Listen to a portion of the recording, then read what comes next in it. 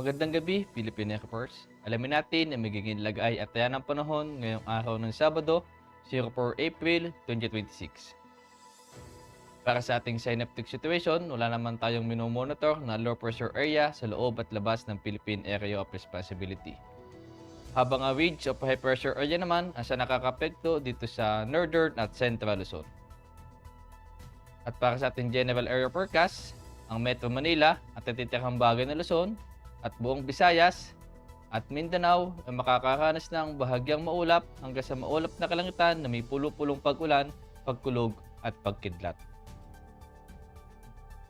At para naman sa susunod na 3 araw dito sa Metro Manila, Cavite, Lipa City, Angeles, Puerto Princesa, Calayan Island, Mactan, Zamboanga at Davao mula Lunes hanggang Miyerkules ay makakaranas ng bahagyang maulap hanggang sa maulap na kalangitan na may pulo-pulong pag-ulan, pagkulog at pagkidlat.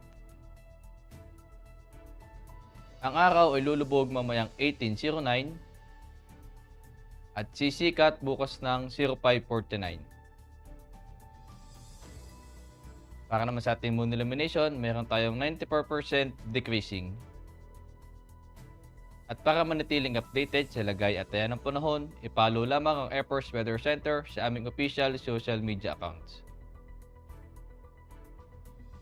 Sa ngalan ng aming commanding officer na si Colonel Alvin John Q. Godor, PAP GSC, ako si A2C Eversea Amazona, your weather broadcaster ng Air Force Weather Center.